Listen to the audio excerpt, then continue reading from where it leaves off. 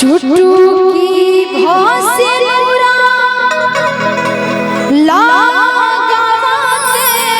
बाबा बेटी हो जई है परा तेजा जानी आँखी के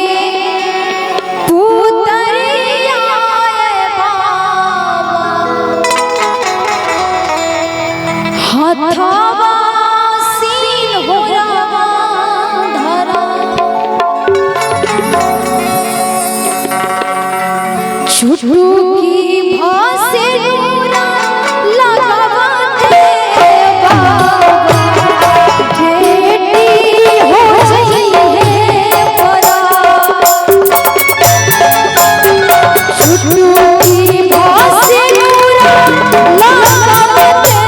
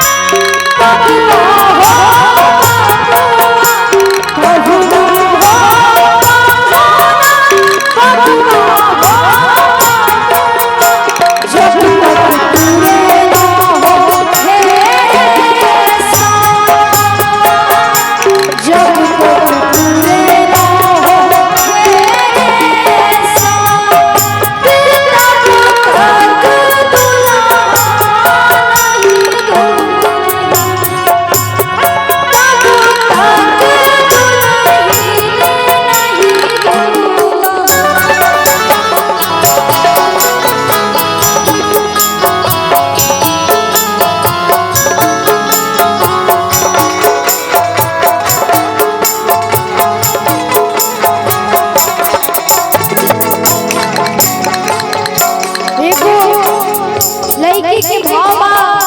लड़की कहतरे से नूरा के गुना ना जननी बाबा कर तारा बोला काहे हमारा के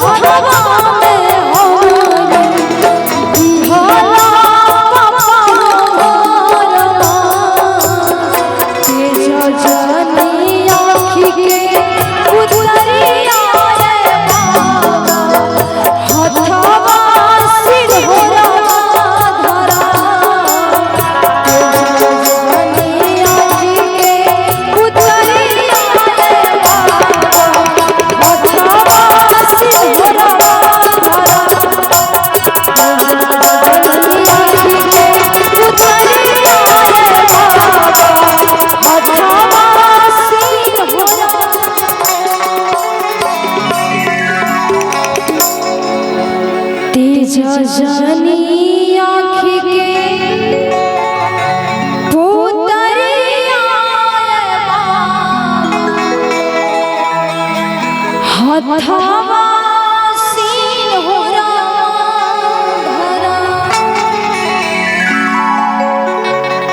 चाहब के तनी